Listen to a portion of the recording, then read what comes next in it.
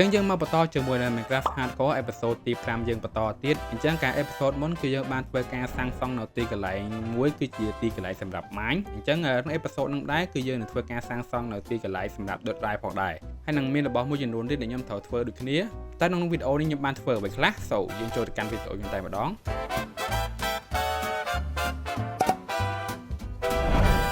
យើងមកបន្តជាមួយនឹង Minecraft Hardcore episode ទី5យើងបន្តទៀតអញ្ចឹងការ episode មុនគឺខ្ញុំបានធ្វើនៅកន្លែង enchant របស់យើងរួចរាល់ហើយហ្នឹងហើយអញ្ចឹងក្នុង episode ហ្នឹងដែរគឺខ្ញុំត្រូវធ្វើនៅកន្លែងមួយទៀតគឺជាកន្លែងសម្រាប់ដុតរ៉ែរបស់យើងអញ្ចឹងនៅហ្នឹងមានដុតរ៉ែផងមានកន្លែងជីកម៉ាញថ្មផងដែរអ្នកនរគ្នាអញ្ចឹងឥឡូវហ្នឹងគឺយើងអ្វីដែលចង់ធ្វើឥឡូវគឺពាក់ព័ន្ធជាមួយនឹង totem ជាមុនសិនអញ្ចឹងដោយសារតែ totem វាអាចជួយជីវិតយើងបានអ្នកនរគ្នាចឹងវាអាចជួយយើងនៅពេលដែលយើងធ្លាក់មកពោះឲ្យយើងជួយបានហើយយើងនៅពេលចូលខេវមាន mob មានអីទៅគឺ mob ហ្នឹងគឺវាអាចសម្រាប់យើងបានប៉ុន្តែយើងមាន totem ជួយទៅគឺក៏វាអាចជួយជីវិតយើងបានច្រើនដែរសារតែយើងជា hardcore world ចឹងឥឡូវខ្ញុំដើររក material សម្រាប់ធ្វើកន្លែង auto farm totem របស់យើងសិនខ្ញុំយកខ្ជុងខ្ញុំយកមកកាប់សិនមកដោយសារតែយកអត់មានខ្ជុងទេចឹងខ្ញុំកាប់ខ្ជុងមកដើម្បីខ្ជុងយកដុតធ្វើជា smooth stone ណាអូខេអស់ហើយអញ្ចឹងខ្ញុំធ្វើការដុតមក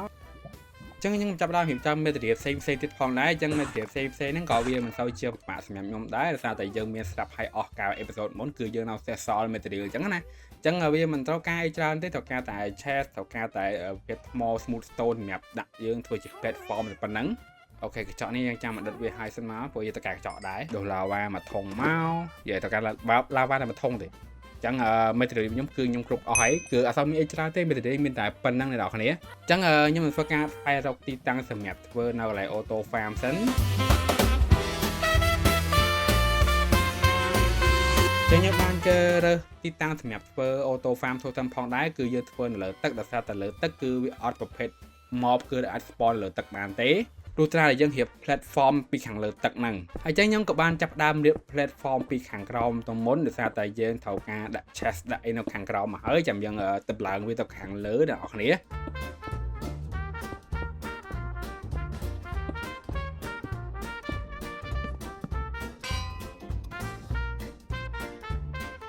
ចំពោះទំហំ auto farm នេះដែរគឺខ្ញុំមកធ្វើធំទេយើងធ្វើមកល្មមទេដោយសារតែទូទៅ auto farm របៀបនេះគឺយើងធ្វើនៅពេលដែល early game បែបនេះគឺយើងធ្វើមិនធំទេគឺយើងធ្វើមកល្មមទៅ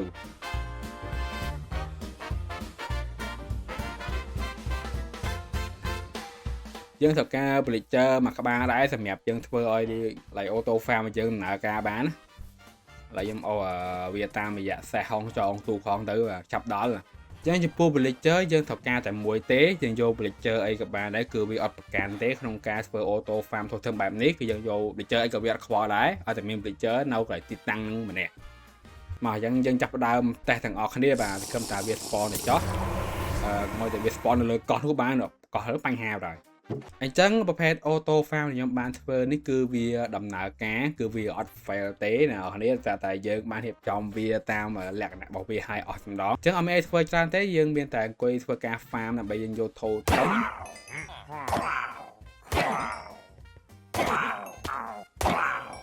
នេះថោធំខ្ញុំបានមកហើយបាន5ថោធំបាត់ហើយអញ្ចឹងខ្ញុំកាប់ឲ្យអស់ទៅខំចិត្តអស់អាហ្នឹងអូខេអស់ហើយចឹងទៅធំសរុបរបស់ខ្ញុំគឺខ្ញុំទទួលបានចំនួន6ថោធំច្រើនណាស់នេះច្រើនទេតា6ហើយចឹងខ្ញុំបាន complete នៅផែនការទី1របស់ខ្ញុំហើយគឺរបស់ហ្នឹងគឺពាក់ព័ន្ធជាមួយថោធំចឹងឥឡូវដល់ពេលដែលខ្ញុំត្រូវធ្វើបន្ទាប់ហ្នឹងគឺខ្ញុំអត់តពាក់ព័ន្ធជាមួយនឹងកន្លែងម៉ែរបស់យើងទេគឺខ្ញុំធ្វើការពាក់ព័ន្ធជាមួយនឹង slab ចឹង slab ខ្ញុំត្រូវការ slab ដើម្បីយើងធ្វើការហោះហើរដំណើរឆ្ងាយបានអ្នកនរគ្នាព្រោះខ្ញុំត្រូវការចាំបាច់ហ្មង slab ហ្នឹងនិយាយទៅវាងាយស្រួលក្នុងការហោះហើរទៅណាឆ្ងាយអញ្ចឹងខ្ញុំខ្ជិលដល់ខ្លាំងមែនតើអញ្ចឹងចំពោះ Enderpearl ខ្ញុំមានតែចំនួន2ទេហ្នឹងហើយយើងនៅខ្វះចំនួន10ទៀតសកូតាមខ្លួនណាអញ្ចឹងមានតែយើងចូលក្នុង Nether ទាំងអស់គ្នាតោះដើម្បីទៅរក Enderpearl ជួយស្អីគេហ្នឹងជុំគ្នាល្អមែន Come here boy ត្រប់មួយទៀតបាត់ប្រើពីអីអញ្ចឹងឥឡូវខ្ញុំអត់មាន Blast Rod ច្រើនដែរអញ្ចឹងយកមក farm សិនទៅចឹងខ្ញុំចាប់ដើមធ្វើការ farm យក blast មួយចំនួនសិនដោយសារតែខ្ញុំអត់មាន blast គ្រប់គ្រាន់ដើម្បីយើងយកទៅផលិតចេញជា blast powder ទេចឹងខ្ញុំក៏បាន farm មកស្ទុះទៅ ហ ហើយខ្ញុំតមកទៀតខ្ញុំក៏បានទៅរក element ដើម្បីយើងកាប់យក apple ចឹងខ្ញុំត្រូវការជាច្រើនដែរដើម្បីយើងគួរតាមខ្លួនខ្ញុំត្រូវការ10ឬមួយក៏2 10អីចឹងទៅដើម្បីទុកស្ពួរចឹងណាអូត្រាប់មួយទៀតតោះសម្រាប់ផ្ទះវិញ yes តោះផ្ទះហើយចឹងខ្ញុំក្រាស់កំជ្រួចដើម្បីទុកស្គាល់តាមខ្លួនទៅហើយកុំឲ្យពេលស្លាប់ទៅអត់មានអីជំនួយអូខេចឹងចំពោះអេវ៉ាន់សម្រាប់ទៅ strong hole គឺមានអីច្រើនទេមានតែ totem ហើយជាមួយនឹង ender pearl តែប៉ុណ្្នឹងទេចំពោះទីតាំងគឺយើងបានដឹងក្នុងអេពីសូតមុនហ្នឹងគឺយើងគ្រាន់តែធ្វើដំណើរទៅ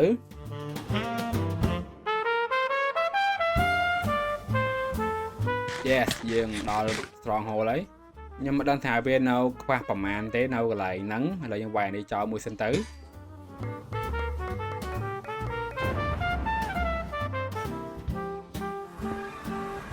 ហើយយើងធ្វើការឡើងទៅវាយនេះនៅខាងលើទាំងអស់គ្នាអញ្ចឹងអ្វីដែលខ្ញុំគិតពេលហ្នឹងគឺខ្ញុំបានភ្លេចនៅរបស់មួយដែលសំខាន់ខ្លាំងមែនទេសម្រាប់ការវាយនេះ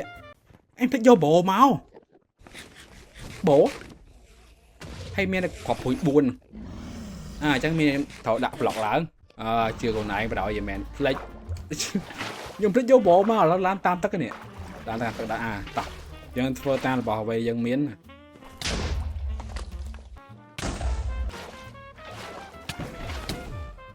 អូយអូបុកទៅធ្វើយកមួយអូយ my god អូយឈឺធ្វើតាមថែម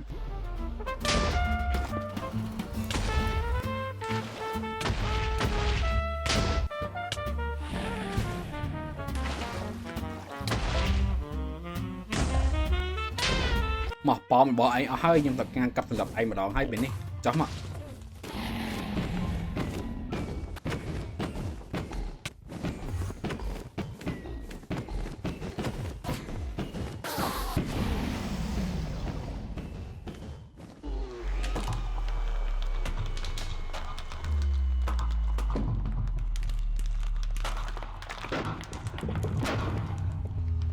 yes អត់បញ្ហាអត់បោក៏អត់បញ្ហាតែបាទកាប់ដល់ងាប់បាទតោះថាវាយូរបន្តិចតែអត់អីទេខ្ញុំយកប៉ងនេះមកដើម្បីយើងទៅតាំងនៅផ្ទះរបស់យើង yes ចឹងខ្ញុំក៏បានធ្វើការបន្តដំណើរទៅរកជាមួយនឹងស្លាបតាមរយៈ portal ទូចមួយនេះចឹងនៅពេលដែលយើង teleport មកយើងសយដែរ NCT វាយ៉ាងនៅយ៉ាងឆ្ងាយគួរសមដែរហ្នឹងណាចឹងយើងមកដល់រកស្លាបហ្នឹងគឺយើងអត់ឲ្យខាតដែរគឺយើងមកកាប់ពួក shulker ដើម្បីយើងបានទៅ shulker box នេះអ្នកនរចឹងតាមចេះអីផ្សេងខ្ញុំបានដើរលូតផងដែរគឺវាបានអីវ៉ាន់រៀងល្អគួរសមដែរហ្នឹងហើយយើងអីវ៉ាន់ទាំងអស់គឺយើងយកមកហើយ NHS ខ្ញុំត្រូវការកាត់យកមកទាំងអស់ដែរចឹងមកដល់ទូកអីចឹងនៅត្រង់កន្លែងនេះខ្ញុំក៏បានស្លាប់មួយផងដែរហើយចំពោះ chest ផ្សេងខ្ញុំក៏បានដើរលូតដូចគ្នាព្រោះនៅក្នុងប្រាសាទមួយវាជួនកាលមាន chest 2 3កន្លែងចឹងទៅចឹង item យើងលូតអស់មករបស់ណាសំខាន់សម្រាប់យើងណាចឹងចំពោះក្បាលនេះវិញនៅកន្លែងក្បាលទូកហ្នឹងក៏យើងយកដែរមកហើយយើងតុបតាំងអីចឹងណាហើយខ្ញុំក៏បានបន្ត farm ជាមួយនឹង shulker បន្ថែមទៅ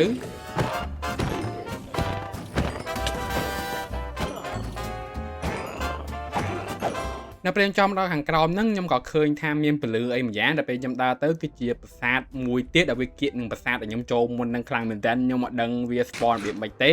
អញ្ចឹងខ្ញុំក៏ចូលទៅលូតស្លាបម្ដងទៀតទៅអញ្ចឹងយើងកន្លែងហ្នឹងគេទទួលបានស្លាប2ទាំងអស់គ្នាចឹងចំពោះ chest វិញក៏វាមានរបស់អីសំខាន់ដែរមាន spear មួយរៀងគ្រាន់បើជាងគេដែលមាន launch 3 sharpness 4ដែរអ្នកនរគ្នា knockback ក្នុងហ្នឹងទៀតអញ្ចឹងវាល្អដែរអាលំពេងហ្នឹងណាតែទុកប្រើប្រាស់នៅពេលណាខ្ញុំអត់តដឹងដែរចឹងចំពោះក្បាលនេះយើងយកដែរមកចឹងយើងមានក្បាលនេះចំនួន2អ្នកនរគ្នាចឹងចំពោះ sugar shell របស់ខ្ញុំគឺមានតែ12ទេចឹងគិតថាខ្ញុំចង់ farm ពពួកហ្នឹងទៀតទៅក្រៃលោយើងបានផលិតជាងជា sugar box បានច្រើនចឹងណា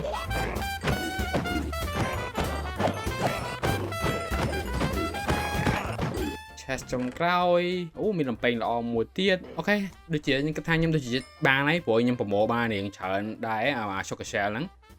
ចឹងអស់ហើយយើងទៅផ្ទះយើងវិញអ្នកនរគ្នានិយាយថាឡៃត្រាបញ្ញោមាន unpacking មានអីវាហោះមកដល់ផ្ទះហ្នឹងចិត្តបាក់អីប៉ុន្តែខ្ញុំសល់មួយដែរថ្មីតមកប្រើចឹងគេថា level របស់ខ្ញុំគឺទូបាន65 level ខ្ញុំក៏មកបន្ត enchant យករបស់ល្អទៅចឹងចំពោះអាក្រោះរបស់ខ្ញុំក៏ហ្នឹងឯង upgrade វាឡើងតាមហ្នឹងទៅឯដាវឯងក៏ខ្ញុំបាន enchant របស់ល្អដែរមាន looting មាន knockback មាន spike ស្ពេចខ្ញុំនឹងដែរអ្នកនរគ្នាយើងវាល្អដាវហ្នឹងហើយខ្ញុំក៏បានបន្តជាមួយនឹងយក power mending ដើម្បីយើងបូកចូលជាមួយនឹង Elytra របស់យើងប៉ុន្តែចំពោះ Elytra នេះអត់តមាន arm breaking សម្រាប់បូកឲ្យវាទេចំពោះ bow វិញក៏ខ្ញុំរៀងគុំវាដូចគ្នាដោយសារតែខ្ញុំ enchant bow លើកនេះគឺអត់ងាយបានរបស់ល្អទេតែបើសិនជា outcross អីផ្សេងខ្ញុំ enchant ទៅវារៀងគ្រាន់ជាងគេចំពោះ bow ខ្ញុំថាខ្ញុំរៀងຕົកតិចជាមួយនឹង bow ដែរដោយសារតែខ្ញុំ enchant ម្ដងហើយម្ដងទៀតគឺបានរបស់គឺអត់ប្រយោជន៍ខ្លាំងមែនតើហ្មងក៏ប៉ុន្តែខ្ញុំចង់បាន infinity ប៉ុន្តែគឺវាធ្វើស៊ីខ្ញុំដែរប៉ុន្តែអត់អីទេ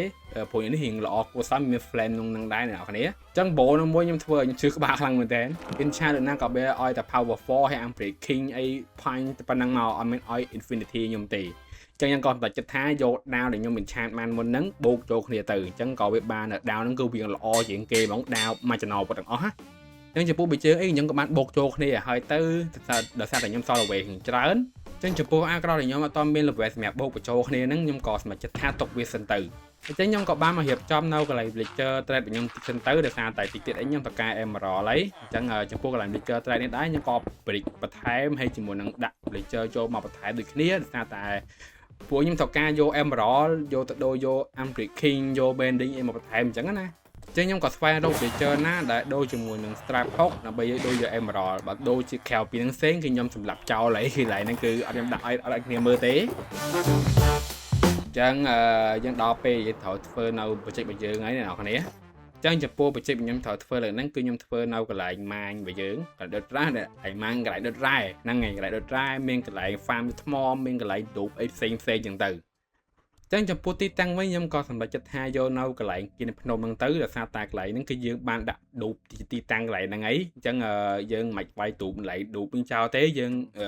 ធ្វើកន្លែងហ្នឹងហ្មងទៅហ្នឹងហើយមានកន្លែងផ្ទះឌូបមានកន្លែងផ្ទះសម្រាប់ម៉ាញថ្មមានកន្លែងសម្រាប់ដុតរ៉ែផងដែរអញ្ចឹងវាពាក់ព័ន្ធជាមួយនឹងថ្មរ៉ែអីផ្សេងដូចគ្នាចឹងមុនដំបូងយើងត្រូវការរៀបដីរៀបអីវាស្មើវិញដូចគ្នាហើយទីតាំងកន្លែងខ្លះខ្ញុំត្រូវការរៀបធ្វើជាដុំថ្មធំដូចគ្នាចឹងនៅកន្លែងហ្នឹងអាចនិយាយបានថាជាភូមិកន្លែងម៉ាញមួយដែរចឹងផ្ទះដែលខ្ញុំបោះទីតាំងនៅកន្លែងហ្នឹងគឺមានចំនួន5ផ្ទះតែគោលដៅដែលផ្ដោតសំខាន់បំផុតហ្នឹងគឺជាកន្លែងសម្រាប់ដុតរ៉ែរបស់យើងទេហ្នឹងហើយប៉ុន្តែកុំឲ្យតែវាកុំឲ្យមានផ្ទះមួយតែឯងកន្លែងហ្នឹងពេកខ្ញុំក៏បានសម្រេចចិត្តថាផ្ទះចំនួន2ទៅ3បន្ថែមទៅមានកន្លែង farm យក basil ថ្ម basil នៅក្នុង nether ហើយជាមួយនឹង stone ផ្សេងផងដែរអូខេអញ្ចឹងសម្រាប់ទីតាំងដែលខ្ញុំសម្រងធ្វើចែងដុតអូតូហ្នឹងគឺរួចរាល់ហើយគឺនៅកន្លែងហ្នឹងកន្លែងហ្នឹងអញ្ចឹងដោយសារតែកន្លែងនេះតមាន material សម្រាប់ធ្វើទេអញ្ចឹងខ្ញុំគ្រាន់តែរៀបចំដីរៀបចំអីឲ្យវាហើយអញ្ចឹងណាហ្នឹងហើយផ្លូវដើរផ្លូវអីអញ្ចឹងទៅអញ្ចឹងវ៉ារីមត្រូវធ្វើបន្ទាប់ពេលនេះគឺខ្ញុំទៅហូម material សិនព្រោះ material ខ្ញុំអត់ទាន់មានអីមកបៀកសោះហ្មង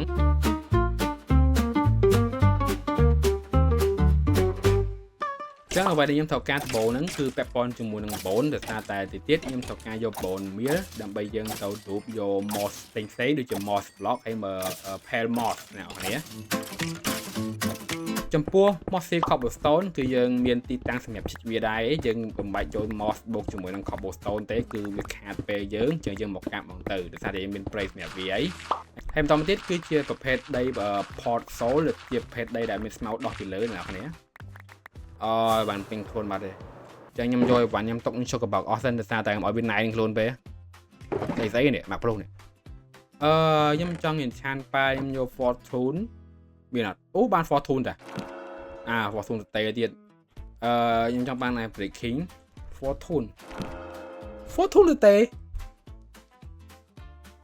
efficient 4អូខេអូខេបានមាន breaking នឹងបដ ாய்អូខេបូកចូលមកអត់អីទេអត់មាន arm breaking ចឹង block បន្ទាប់គឺជា block brick ដោយសារតែខ្ញុំត្រូវការយក fortune ហ្នឹងដើម្បីយើងជីក clay ទៅគឺយើងបានច្រើនគុណអញ្ចឹងណាដោយសារតែយើងបបែធម្មតាគឺវាបានតិចចឹងទៅវាយើងចំណាយពេលយើងយូរតែយើង fortune ហ្នឹងជីក clay គឺវាគុណឲ្យយើងច្រើនខ្លាំងមែនតើហើយយើងទៅផ្ទះវិញនេះបានមកកណោនេះពោជើងចឹងមកដល់ពាក់ព័ន្ធជាមួយនឹង block ដែលខ្ញុំបាននិយាយថាយក bone meal សំខាន់ហ្នឹងគឺដោយសារតែ moss ហ្នឹងគឺត្រូវការ bone ទាំងអស់ហ្នឹងហើយដើម្បីយើងជីកយកចឹងដល់ពេលដែលយើងដាក់ម្ដុំទៅគឺយើងដាក់ bone meal លើទៅគឺវារាលដាលស៊ីថ្មស៊ីអីផ្សេងទៅដើម្បីយើងបានចេញជា moss ឲ្យយើងវិញចឹងចំពោះ material អីផ្សេងដែរគឺខ្ញុំត្រូវការមិនត្រូវច្រើនទេប៉ុន្មានដោយសារតែខ្ញុំមានរៀងច្រើនដែរហើយចឹងចំពោះ material ខ្លះបើសិនជាអត់មានគឺខ្ញុំទៅរកដូចខ្លួនឯង and I need the copper ខ្ញុំត្រូវការ copper ធ្វើជា block ដែរអ្នកនរ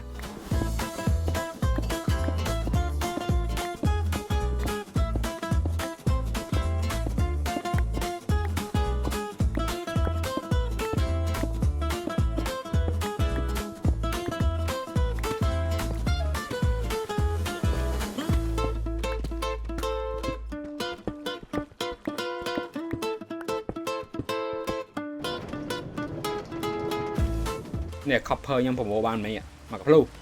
កាប់មិញសោះមកយើងដល់ស្អីមាន Ford 2 ណោះពេលយើងកាប់គុណខ្ញុំគិតថាខ្ញុំមាន chance ណាមួយទៀតមើលបានអីគេអូ sharpness 4បាន sharpness 5បូកចូលគ្នាល្អឥឡូវ enchant មកបានអីគេបន្ថែមអូខេ Fishing Urge 3ខ្ញុំមានហើយអត់អីទេបានបូកដាវចូលគ្នាដែរហើយខ្ញុំ enchant បានបន្តទៀតដល់ខ្ញុំសាកមួយទៀតមើល looting tool ដាវខ្ញុំមាន looting tool ទេតាយើងធ្វើការបូកដាវបញ្ចូលគ្នាមកហើយបូកបន្តទៀតexpensive អូខេតកាលlevel 24អញ្ចឹង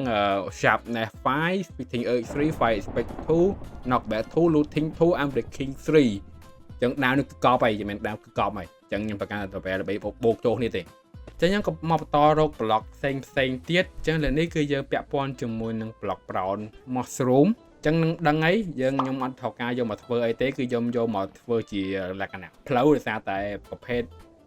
brown mushroom វាស្តៀងជាមួយនឹង dirt របស់យើងជាមួយនឹង coarse dirt ហើយជាមួយនឹង turf បូកចូលគ្នាទៅគឺវាមើលទៅវាស៊ីគ្នាអញ្ចឹងខ្ញុំធ្វើជាលក្ខណៈផ្លូវទៅ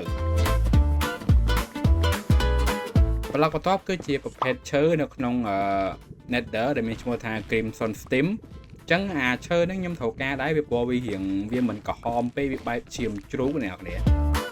ចឹង item បន្ទាប់គឺជា string អញ្ចឹង string ហ្នឹងខ្ញុំត្រូវការមកកាប់នៅកន្លែង mine cart ព្រោះនៅកន្លែងហ្នឹងគឺមានប្រព័ន្ធជាងច្រើនប៉ុន្តែយើងត្រូវការបំបែកវាទៅជា string សិនចឹងខ្ញុំក៏បានបន្តរៀបចំ item មួយចំនួនធំគួរសមដែរដោយសារតែ item ខ្លះខ្ញុំត្រូវការទៅរក item ខ្លះទៀតគឺយើងមានស្រាប់ចឹងខ្ញុំត្រូវការរក material ដែលខ្ញុំគិតថាខ្ញុំអាចវាមកកន្លែងអូតូដុតរបស់យើងបានអញ្ចឹងណាខ្ញុំប្រហែលចំទាំងអស់ហ្មងព្រោះខ្ញុំអត់ចង់ឲ្យខ្វះអី material ណាមួយទេហើយយើងក៏បន្តក្រាញ item សម្រាប់យើងបន្តទៀតចឹងទៅមានប្រភេទ slab ប្រភេទ stair អីផ្សេងហើយ rail ក៏យើងត្រូវការដូចគ្នាសម្រាប់យើងធ្វើកន្លែងនៅកន្លែងអូតូដុតរបស់យើងហើយអ្វីដែលត្រូវការច្រើនហ្នឹងគឺជាប្រភេទ law សម្រាប់យើងដុត item រ៉ែដូចជាដំឡូងដូចជាអីផ្សេងអាចយកមកដុតមកកន្លែងហ្នឹងបានគឺយើងយកមកដុតមកតមកទៀតហ្នឹងខ្ញុំក៏បានមកយក copper អញ្ចឹងពួក copper នេះគឺខ្ញុំត្រូវការមិនសូវច្រើនប្រហែលទេពីច្រើនខ្ញុំប្រើប្រាស់វាជាលក្ខណៈ detail ទៅលើអួយដូចជាដបូលអីផ្សេងចំពោះដបូលដែលខ្ញុំបានប្រើប្រាស់ពួក copper ហ្នឹងគឺមានតែមួយផ្ទះទេគឺជាកន្លែងផ្ទះធំសម្រាប់ដុតរ៉ែរបស់យើងតែម្ដងហើយ copper ពពួកដែលខ្ញុំបាន50ថ្ងៃហ្នឹងខ្ញុំឃើញថាវាយឺតខ្លាំងមែនតើអញ្ចឹងខ្ញុំក៏បានមក try chamber ដើម្បីកាប់ពួក copper ដែលវាបានប្រែពណ៌ទៅជាពណ៌យ៉ាងបែប slide អ្នកនរគ្នាពណ៌ដែលវាបានដូរពណ៌អ្នកនរគ្នាអញ្ចឹងយកមកដូរពណ៌វាតាមចិត្តរបស់យើងទៅអញ្ចឹងពណ៌ហ្នឹងគឺជាពណ៌ដែលវាដូរដែលចុងក្រោយគេអស់ហើយអញ្ចឹងយើងត្រូវការអីយើងត្រូវការយើងយកបន្ថយទៅ place វាទៅឲ្យវាប្រែពណ៌ទៅជាពណ៌ទឹកក្រូចវិញទៅអូខេអញ្ចឹង material របស់ខ្ញុំគឺខ្ញុំបានរៀបចំហើយអស់ហើយនេះគឺជា material ពួក copper យ៉ាខ្ញុំបានប្រមូលគប់សពអស់ហើយដូចជាអត់មានខ្វះអីទៀតទេហើយខាងនេះគឺមានដីប្រភេទស្ងោប្រភេទឈើប្រភេទស្លឹកឈើផ្សេងហើយថ្មអីពីនេះទាំងអស់ទៅហ្នឹងហើយអញ្ចឹង item របស់យើងហើយប៉ុណ្ណឹងខ្ញុំភ្លេចធ្វើ item មួយដែលសម្រាប់ transfer item របស់យើងបានដុតហើយហ្នឹងទៅ chest តែមួយខ្ញុំភ្លេចគឺ hopper ទៅការ hopper ដែរចឹង hopper ហ្នឹងខ្ញុំទៅការដែកហើយដែករបស់ខ្ញុំគឺហើយចឹងខ្ញុំគិតថាខ្ញុំអាចនឹងធ្វើជា auto farm iron មួយទៅវាមាន iron ហងគឺមាន9 block ផងចឹងទៅឲ្យវា2នឹងពេលតែមួយចឹងណាចឹងគិតថាសម្រាប់ទីតាំងខ្ញុំធ្វើ iron farm ហ្នឹងខ្ញុំធ្វើនៅកន្លែងកោះនេះហ្មងទៅដោយសារតែអត់ទាន់ដឹងថាទីតាំងប្រកបណាទេឡើយធ្វើបដោះសន្នហ្នឹងទៅដោយសារតែវាឆ្ងាយពីផ្ទះដែរខ្ញុំតែវាមានប្រភេទ auto farm ញ៉ៃអញ្ចឹងណាអញ្ចឹងខ្ញុំធ្វើនៅដោះសន្នសិនអញ្ចឹងខ្ញុំទៅរករបស់សម្រាប់ធ្វើ iron farm របស់ខ្ញុំសិនអញ្ចឹងចំពោះ item សម្រាប់ធ្វើការសាងសង់នៅ iron farm របស់យើងគឺអត់មានអីសាំញ៉ាំច្រើនទេវាស្តៀងតែដូចនឹង totem farm ទេដោយសារតែ material នេះវាច្រើនតិចដោយសារតែយើងបានបែងចែកជា2ផ្នែកគឺផ្នែក bone meal ហើយជាមួយនឹង iron block របស់យើងអញ្ចឹងខ្ញុំបែងចែកជា2អញ្ចឹងខ្ញុំត្រូវការ material យ៉ាងច្រើនពាក់ព័ន្ធជាមួយនឹង redstone ណាអ្នកនរគ្នាហើយចំពោះផ្នែកខាងលើវិញក៏មានអីញ៉ៃដែរគឺយើងមាន platform ស្រាប់មានរបស់ស្រាប់អីគឺយើងគ្រាន់តែយើងដាក់រៀបចំវាឡើងទៅខាងលើទៅគឺរួចរាល់ហើយខ្ញុំជាអត់ផុតពីការមកកាប់ iron នៅក្នុង cave ដដែលទេដោយសារតែខ្ញុំត្រូវការ hopper ដើម្បីយើងដាក់ឲ្យវាហូរតាម hopper ចូលក្នុង chest របស់យើងហើយខ្ញុំក៏បានជួបជាមួយនឹង spawner មួយដែរអញ្ចឹងក្នុង spawner ក៏អត់មានរបស់អីសំខាន់ណាស់ដែរអ្នកនរគ្នាអញ្ចឹងយើងចូលជាមក cave ហើយខ្ញុំក៏បានជួប diamond ជួបបយផ្សេងទៀតយើងកាប់ឲ្យអស់មកយើងមកចូលជាមកយើងកុំឲ្យខាត bán định trình trời của 6 thì chọn tè với nhỉ ú bọc luôn nè nhưng thật ca dispenser chỉ muốn bấy nhưng mà crafter nào nè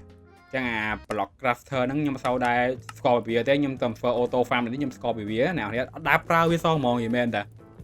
chẳng nhầm craft hopper máu chẳng hopper nhưng nhưng thật ca không auto farm mà rồi nó khi nhưng thật ca là đọc mùi tì năng ca là đọc mùi tí chẳng đây nhóm kinh so bên nắng hay đây chừng muốn bên nắng cứ nhóm ai craft hopper thì map đã nào lại auto đốt với nhóm ban tì để sao thì thật ca trở lại những năng tiết á nhóm craft redstone competitor sẵn chẳng bộ redstone cứ nhóm mà sau trên những hàng bia mà anh tế anh ấy nhóm mơ bị YouTube là thế nào nè chẳng map item map bia cái giờ mà rồi thấy cứ miền nóc nông bàn đỏ khang khèo là chẳng nông bàn đỏ tao là bọc bị tôi bị bảy buồn ấy nắng chẳng giờ nên ca sang xong iron farm bây giờ nào ti tăng lại năng đỏ xón chả mơ miền ti tăng lõ chả nhom tập biệt nào lại xình vĩnh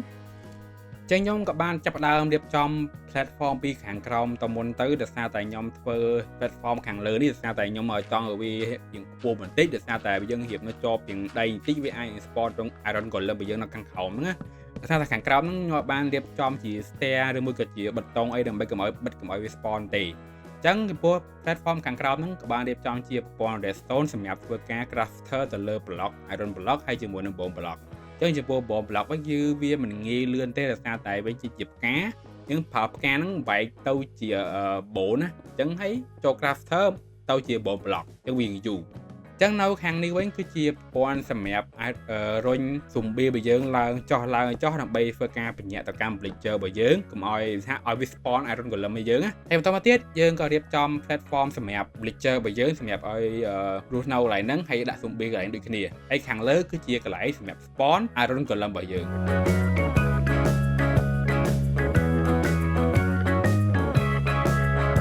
hay tao tiết nhóm có ban tập chập lịch chơi chừng muốn bấy đầm bay vừa ca đặt ở viên nào thì tăng lớn ta bắt lại đi nhóm ai đẹp trong platform đạp lịch chơi hay trên đạo lịch chơi châu thấy chạm dương đẹp platform hàng lớn bật ở viên chẳng na và ta là những chơi trong hiệp ở hai bằng từ hay chạm dương ôm lịch chơi màu tam cầu chẳng na hay nào lại nick cái dương thua ca chập sùng bi mặc bao còn đá chẳng chập năng cứ cô đau mẹp oi vía bình nhẹ tàu canh lịch chơi bỏ dương đầm bay ói iron còn làm dương spawn màu cho nên bây spawn máu cứ ba chỉ muốn là ba hàng lớn cứ viên nâng thua ca đợt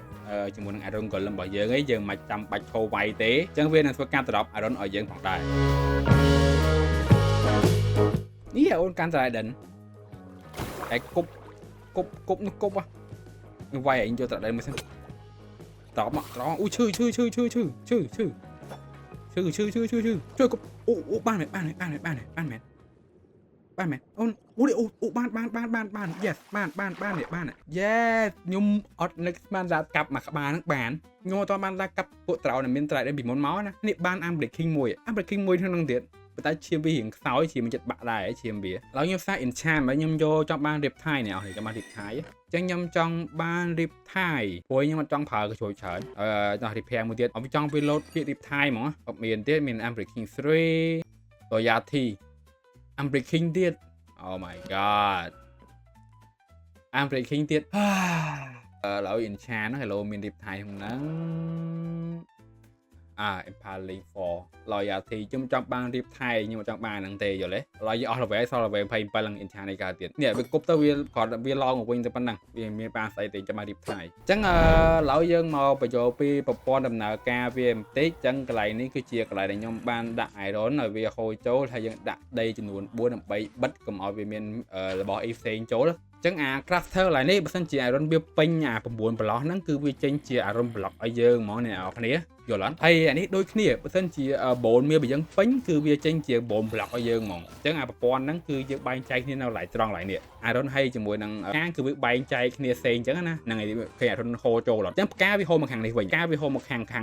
copper này quỳnh trâu lại có poster này quỳnh chẳng na tại chẳng vía trâu là hàng cào bây giờ từ chẳng bay chạy vì đặt trận món này ở này năng này sân chỉ pin cứ vi tranh chứ bốn block ở dương tới dăm trăm mà nạp thêm mình tích lại ní cứ mình dăm trăm iron mà cọp tí đó nè khúc khi nhạt mấy vi tranh chia bộ nè khi nhạt tranh chia block of iron chẳng nên tham bốn cứ việc craft dân ô tô mà nhưng mà craft craft của anh thì chẳng vi trình đánh slot trình đánh p dương thiệt so now là lâu dân mình ăn mình expert tế nhom thọ ca tại iron chẳng mình này thằng nhom thọ phơ ca AFK nấu cái lại nắng được bây giờ vô iron hopper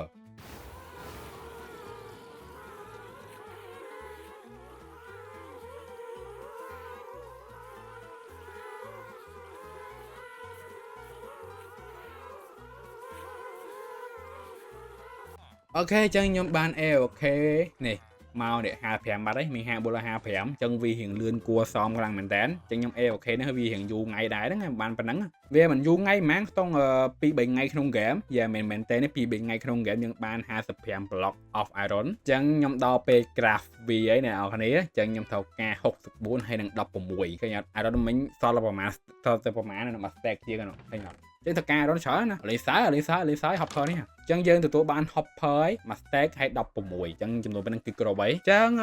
ដល់ពេលដែលយើងធ្វើការ build នៅកន្លែង auto farm ដុតរបស់យើងហើយចឹងដំបូងខ្ញុំធ្វើការតភ្ជាប់ផ្លូវពីផ្ទះរបស់យើងមកទីតាំងសម្រាប់ដុតរ៉ែរបស់យើងមិនមែនដុតរ៉ែទេគឺយើងអាចដុតរបស់អីផ្សេងបានថែមទៀតចឹងក្នុងការសាងសង់ទីតាំងកន្លែងនេះមកគឺគោលបំណងងាយស្រួលនៅពេលក្រោយព្រោះអីទីទៀតគឺខ្ញុំនឹងធ្វើការមាន project អីចូលមកបន្ថែមទៀតដែលខ្ញុំត្រូវធ្វើបន្ទាប់អញ្ចឹងទីតាំងនេះគឺមានផលប្រយោជន៍ជាងច្រើនគួរសមព្រោះមានទីតាំងសម្រាប់ម៉ាញមានទីតាំងសម្រាប់ដូបយក emerald ហើយនឹងទីតាំងសម្រាប់ដុត item របស់យើងអូតូតែម្ដងអ្នកនរគ្នាយើងមិនចាំពេលឲ្យវាយូរ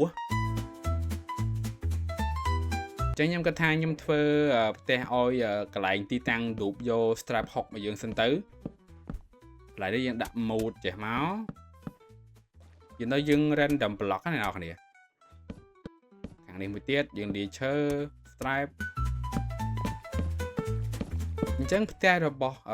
ដូបយក stripe hook ហ្នឹងគឺខ្ញុំអត់ធ្វើធំទេដោយសារតែ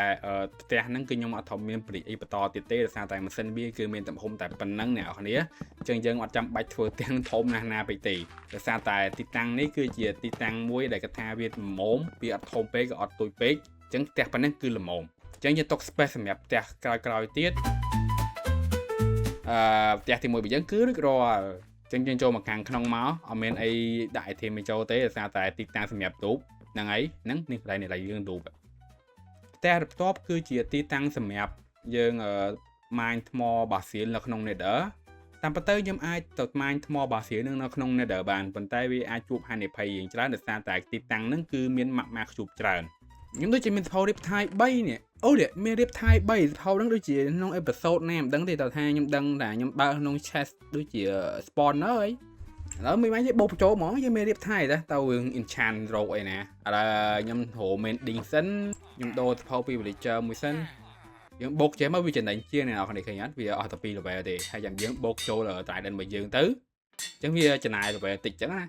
yes អញ្ចឹងវាអស់ឈាមយើងត្រូវការ repair ឈាមឡើងវិញកាប់មក replace ឈាមសិន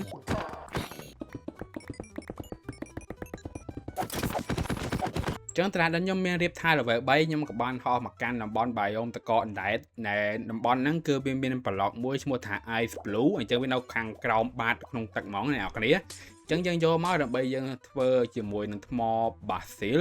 អញ្ចឹងចម្ងាយពីផ្ទះខ្ញុំមកកាន់ biome ហ្នឹងវារៀងឆ្ងាយខ្ញុំក៏បាន teleport តាម Nether វិញមកបាន block Ice Blue ហ្នឹងយ៉ាងមែនខ្ញុំហោះឲ្យចម្ងាយណានៃចង់បាក់ស្លាបរបស់លេងហើយយើងដាក់ lava អញ្ចឹងមកនេះដាក់ lava ទៅឲ្យវាទៅជាមួយនឹងថ្មតក Ice Blue ទៅនេះវាចេញជាថ្ម basil ហើយដាក់វាពេញអញ្ចឹងមកនេះឃើញអត់បានហើយយើងឈរម៉ាញទៅយើងគ្រាន់តែឈរម៉ាញធម្មតាទៅយើងយក stick touch ក៏បានយក pickaxe ធម្មតាក៏បានដែរជីកបានដូចគ្នានេះថ្ម basil ខ្ញុំបានជីកមិញហ៎បាននឹងចិត្តមកកណោដែរនេះចិត្ត class stack ដែរហ្នឹងអញ្ចឹងប៉ណ្ណឹងយើងគ្រាន់តែឈរម៉ាញធម្មតាចឹងខ្ញុំក៏ចាប់ផ្ដើមធ្វើការសាងសង់ផ្ទះឲ្យវាផងដែរយើងអត់ដាក់ធ្វើម៉ាស៊ីននៅក្រៅវាទេចំពោះម៉ាស៊ីនសម្រាប់ថ្មាញយកថ្មបាសៀនេះខ្ញុំគិតថាវាអាចនឹងមានប្រយោជន៍នៅពេលក្រោយដោយសារតែឥឡូវយើងអត់ទាន់បានប្រើប្រាស់ថ្មនោះទេចឹងហើយចាំមើល episode ក្រោយៗខ្ញុំអាចនឹងយកថ្មបាសៀហ្នឹងយកធ្វើអីផ្សេងទៀតគាត់ថាពេលអនាគតគឺយើងនឹងអាចយកវាមកធ្វើហើយអញ្ចឹងកុំអោយខាងគៀនផ្ទះហ្នឹងគឺវាទលាយពេកខ្ញុំក៏បានធ្វើជាលក្ខណៈ scone shop មួយសម្រាប់ villager នៅកន្លែងហ្នឹងហើយក៏មានចំការផ្កាខាងក្រោយផ្ទះហ្នឹងមួយដែរកុំអោយវាឆ្លាស់ពេកអញ្ចឹងណាអញ្ចឹងបើបានផ្ទះមួយទៀតហើយអញ្ចឹងអាគៀនផ្ទះនេះគឺខ្ញុំធ្វើជា scone shop សម្រាប់ villager មួយអត់ដឹងថាដាក់លក់អីទេត្រូវថាឲ្យ villager ចាំប្រចាំការហ្នឹងមួយអញ្ចឹងណាហើយខាងក្រោយផ្ទះកន្លែង mine យើងក៏មានភេទផ្កាដាំខាងក្រោយផ្ទះដែរទៅកុំឲ្យវាឆ្លាស់ពេកអញ្ចឹងយើងមកដល់ប្រភេទ auto mine បន្ទាប់គឺជាប្រភេទ mine យក cobblestone ហើយជាមួយនឹង stone យ៉ាអញ្ចឹងវាអត់មានអីញ៉ៃច្រើនទេដាក់ chest ចេះមកអញ្ចឹងយើងដាក់ hopper ពីខាងលើវាស្តៀងតែដូចអាឡៃ auto mine យកថ្ម basil ឡើងហ្នឹងដាក់ចេះមួយទៀតមកអូខេ6មកបានហើយយើង mine អស់ទាំង6 block ទេ ហើយយើងដាក់ថ្មបិទចេះមកចឹងរៀបថ្មបិទពីខាងលើនេះហើយអាគារដែលខ្ញុំដាក់នេះគឺជាដាក់ប្រភេទ stair ចេះមកដាក់ទឹកលើ stair ចឹងមកហើយចាំមានដាក់ lava ពីខាងលើវិញអូខេយើងបិទថ្មឲ្យស្ហើយសិនមកដាក់ lava តាមធំបានចំកណ្ដាលហ្នឹងមកចឹងវាហូរហើយចឹងយើងបិទពីខាងលើបន្ថែមទៀតកុំឲ្យវាមានការឆាប់ឆេះអី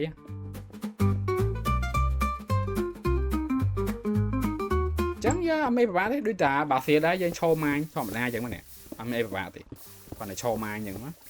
យើងចង់បាន cobblestone ក៏បានចង់បាន stone ក៏បាន stone យក slick ថាជីកមក cobblestone យើងធម្មតាជីកទៅគឺវាបាន2នេះថ្មខ្ញុំបានជីកមីនឹង cobblestone ខ្ញុំយក pickaxe ធម្មតាជីកយកចឹងម៉ាស៊ីននេះគឺរួចរាល់ហើយគឺអត់មានអីរស្មុកស្មាញច្រើនទេសម្រាប់ខ្ញុំម៉ាស៊ីនទុយបៀបចេះគឺអត់មានអីញញែច្រើនទេគាត់ថាយើងប្រើមេតារីតិចចឹងណាចឹងខ្ញុំក៏ចាប់ផ្ដើមធ្វើផ្ទះឲ្យកន្លែងអូតូម៉ាញយក stone ហើយជាមួយនឹង cobblestone ដូចគ្នាអញ្ចឹងពីខាងក្រោមខ្ញុំក៏បានប្រើជាមួយនឹង texture របស់ furnace បែរមុខវាចេញទៅខាងផ្សេងអញ្ចឹងឲ្យវាຕົកមុខគ្នាណាកុំឲ្យវាឃើញអាមុខខាងវាហ្នឹងបែរមកឆ្ងាញ់ក្រៅវាអត់ស្អាតទេហ្នឹងហើយចឹងផ្ទះកន្លែងអូតូម៉ាញយក stone នេះគៀននេះមួយទៀតចឹងវារៀងធំគួរសមដែរហ្នឹងមានផ្ទះpet tower នៅគៀននេះមួយផ្ទះ tower នោះថាដាក់មកដើម្បីអីទេតែឲ្យដាក់ឲ្យមានទៅហ្នឹងហើយចឹងចូលមកខាងក្នុងផ្ទះគឺអត់មានអីទេស្រះចេះបាទហើយនេះគាត់ pattern ក្រោមតាមដូប៉ុណ្ណេះនៅ grass សិនឡើយអត់អីទេយើងចាំមើល episode ខ្ញុំ add ថែមចឹងយើងមកដល់ចំណុចសំខាន់សម្រាប់ទីតាំងនឹងមួយគឺជាប្រភេទផ្ទះសម្រាប់ដុតធនធានរ៉ែឬមួយក៏ដុតចំណីអាហារដុតកញ្ចក់ដុតអីជាដើមហ្នឹងហើយព្រោះ furnace គឺវាអត់រើសជាមួយនឹងរបស់រៀងត្រូវដុតទេអ្នកនរចឹងខ្ញុំរៀបចំ pattern ពីខាងក្រោមមកហើយសិនទៅចាំយើងដំឡើងនៅម៉ាស៊ីនសម្រាប់ furnace របស់យើងដើម្បីធ្វើការដុត item របស់យើងអូតូអ្នកនរគឺយើងប្រើប្រភេទ rail ឡើយយើងយក chest ហើយ hopper មកខ្ញុំដាក់ chest នៅទី2យើងត hopper មកដើម្បីឲ្យ item យើងហូរចូល chest តែមួយណាចឹងយើងដាក់ furnace ពីខាងលើមកអូខេចឹងហើយយើងបិទខ្ញុំបិទអានេះខ្ញុំបិទកុំឲ្យឃើញអាប្រព័ន្ធ hopper ហ្នឹងវាឃើញអត់ស្អាតហ្នឹងហើយបិទចឹងមកចឹង hopper ខាងក្រោយនេះគឺសម្រាប់ខ្ជុងអូខេហើយចឹងអា hopper ហ្នឹងឲ្យខ្ជុងហូរចូលហើយយើងក៏ចាប់ផ្ដើមរៀបចំផ្លូវសម្រាប់រថភ្លើងរបស់ខ្ញុំឲ្យវាឆ្លងកាត់ទៅកាន់ furnace ដើម្បីឲ្យបញ្ចូលទៅកាន់ hopper ហើយ hopper បញ្ជូន item របស់យើងចូល furnace ដើម្បីធ្វើការដុតឲ្យយើងអូតូចំពោះ hopper ខាងលើនេះគឺជា hopper សម្រាប់ឲ្យអ្វីដែលយើងត្រូវដុតវាហូរចូលក្នុង furnace យើងចឹងណាចឹងចំពោះផ្លូវខ្ញុំធ្វើចំនួន2ខ្សែគឺខ្សែខាងលើមួយហើយនិងខ្សែខាងក្រោមមួយអូខេដូចជាហើយប្រភេទ rail ហ្នឹងគឺវាដំណើរការអ្នកនរគ្នាអញ្ចឹងខ្ញុំយក shade ដើម្បីបិទពីខាងលើ hopper នេះមកកុំឲ្យវាឃើញខ្ញុំទៅអត់ចង់ឃើញ hopper មកកុំឲ្យវាឃើញញ៉ៃអញ្ចឹងម៉ាស៊ីនហ្នឹងគឺយើងធ្វើតែប៉ុណ្្នឹងទេអត់មានអីធ្វើច្រើនទេអ្នកនរគ្នាយើងប្រើតែផ្លូវរថភ្លើងតែ2ខ្សែទេដែលយើងដាក់ mine cart ដែលមាន chest នៅលើហ្នឹងទៅគឺបានហើយអញ្ចឹងខ្ញុំក៏ចាប់ផ្ដើមធ្វើការសាងសង់ផ្ទះវាផងដែរនិយាយរួមទៅម៉ាស៊ីននីមួយៗដែលខ្ញុំបានធ្វើខ្ញុំតែងតែមានផ្ទះសម្រាប់វាផងដែរតែបើម៉ាស៊ីនដូចជាម៉ាស៊ីនដែលវាមានទំហំធំខ្ញុំអាចនឹងដាក់ទីតាំងនៅកន្លែងផ្សេងដូចជានៅក្នុង Nether ឬមួយក៏ The End អញ្ចឹងម៉ាស៊ីនទូរបៀបនេះគឺយើងធ្វើនៅ Overworld ហើយយើងធ្វើផ្ទះវាទៅនៅពេលដែលខ្ញុំបានសាងសង់នៅកន្លែង Auto Smelter រួចរាល់ហើយខ្ញុំក៏បាន detail នៅខាងក្រៅផ្ទះវិញម្ដងចំពោះនៅខាងក្រៅមកជុំវិញនៅតំបន់ហ្នឹងផងដែរគឺយើងបាន add ជាមួយថ្មជាមួយអីផ្សេងបន្ថែមដោយសារតែកន្លែងហ្នឹងគឺជាប្រភេទកន្លែងដុតរ៉ែឬមកក៏ដុតជា item ផ្សេងហើយខ្ញុំក៏បានបន្ថែមជាភ្នំដែលមានថ្មមានអីចឹងណាដែលសម្គាល់ថាជាកន្លែងដែលយើងអាចយកប្រភេទរ៉ែឬមកក៏ប្រភេទអីយកមកដុតឲ្យនឹងបានអញ្ចឹងប្រភេទថ្មដែលខ្ញុំបានសាងសង់មិញហ្នឹងគឺយើង add ដើមឈើអីបន្ថែមអញ្ចឹងមកឲ្យវាមើលទៅវាបែបធម្មជាតិឲ្យច្រើនអញ្ចឹងណាកុំឲ្យថាកន្លែងហ្នឹងគឺវាលើកស្លាស់ពេកអញ្ចឹងយើង add ដើមឈើពីដើមនៅលើថ្មហ្នឹងទៅវាមើលទៅវាស្អាតយ៉ាងដែរអ្នកគ្នាអញ្ចឹងចំពោះថ្មដែលខ្ញុំបានដាក់ហ្នឹងគឺយើង add ដើមឈើអីបន្ថែមពីលើហ្នឹងអញ្ចឹងណាកុំឲ្យថាកន្លែងលើថ្មហ្នឹងគឺវាស្លាស់ពេក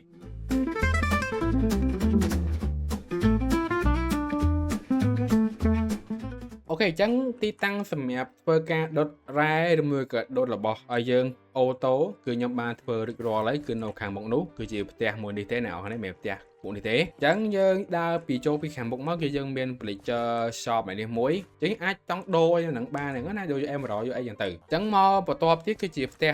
កន្លែងទូបរបស់យើងនេះកន្លែងទូបយក strap hook ហ្នឹងហើយកន្លែងហ្នឹងទីតាំងហ្នឹងហើយផ្ទះបន្ទាប់គឺជាអញ្ចឹងកន្លែងនេះគឺជាកន្លែងម៉ាញយកថ្មបាស៊ីលហ្នឹងហើយខ្ញុំចង់បានថ្មបាស៊ីលយកមកម៉ាញហ្នឹងមកយើងមកចូល nether ក៏បានដែរអញ្ចឹងនេះគឺជាផ្ទះសម្រាប់ម៉ាញយក stone អញ្ចឹងនេះម៉ាញយក stone ក៏បាន cobblestone ក៏បានដែរយើងមាន pickaxe fortune ក៏បាន slick touch ក៏បាន yeah ចឹងមកគៀនផ្ទះហ្នឹងគឺខ្ញុំបាន detail ដាក់ស្មៅដាក់អីជុំវិញនឹងឲ្យច្រើនតិចទៅវាមានបែបធម្មជាតិច្រើនតិចក៏បានដែរហើយតែគៀននេះគឺខ្ញុំបានដាក់ជាប្រភេទអាងទឹកទូចសម្រាប់ដំដែកដំអីយ៉ាងទៅណាគាត់ថាដាក់យក style ទេអ្នកនរគ្នាអញ្ចឹងមកកាន់ផ្ទះកន្លែងនេះវិញគឺជាផ្ទះសម្រាប់មកtransfer block gold block អីក៏ដោយដុតហើយហ្នឹងជាឧទាហរណ៍ទេវាអត់ដំណើរការទេហើយយើងធ្វើជា station អីចឹងណាយកម៉ាញដាក់ block មកនេះតើមាន block ដែរអញ្ចឹងយើងចូលមកកាន់ផ្ទះធំតិចទៅអញ្ចឹងនេះគឺជាកន្លែង auto mine ដុតរបស់ខ្ញុំហ្នឹងនេះគឺជាបន្លសម្រាប់បញ្ចេញផ្សែងឥឡូវខ្ញុំធ្វើការដុតតេស្តហ្មងណាឧទាហរណ៍ណាឥឡូវខ្ញុំដាក់អានេះដូចជានៅខាងលើនេះដូចជាសម្រាប់ដាក់ប្រភេទរ៉ែរបស់យើងដាក់អីក៏បានរ៉ែក៏បានដាក់កញ្ចក់ក៏បានដាក់គេបានដែរឥឡូវខ្ញុំដាក់មួយឈុតចេះទៅហ្នឹងហើយដាក់មួយឈុតចឹងទៅហើយអានេះវិញខ្ញុំដាក់ចេញជាខូលមកខ្ញុំដាក់ខូលចឹងមកហើយខ្ញុំដាក់ដំណើរការវាមកចឹងវាទៅហើយចឹងវាធ្វើការដុតឲ្យខ្ញុំអូតូហ្មងវាដល់មកវាលូបដល់អត់ចង់ឲ្យវាលូបយើងបិទធ្វើការបិទអាកងតែនោះវាឡើងទៅវិញឯងចឹងដល់ពេលវាអស់របស់យើងគាត់បិទចឹងមកឈប់ហើយមកនោះមកឡើយអ្នកមកឈប់ដែរឃើញអស់ហើយអស់ពីឆេះហើយចឹងវាដុតឲ្យយើងហើយចាំមើលលទ្ធផលនៅនេះទាំងអស់នៅនឹងទាំងអស់ទាំង go ទាំងអីនឹងទាំងអស់ហ្នឹងហើយអញ្ចឹងវីដេអូហ្នឹងគឺយើងមានតែប៉ុណ្្នឹងទេដែលខ្ញុំបានធ្វើទីតាំងសម្រាប់ដុតរ៉ែឬមួយដុតរបស់ឯផ្សេងនៅទីតាំងកន្លែងហ្នឹងដែលមានរបស់ផ្សេងទៀតផងដែរអញ្ចឹងបានអ្នកនរគ្នាចូលចិត្តវីដេអូមួយនេះកុំភ្លេចជួយចុច like and subscribe នៅលើ channel របស់ខ្ញុំផងអញ្ចឹងជួបគ្នាវីដេអូក្រោយ Bye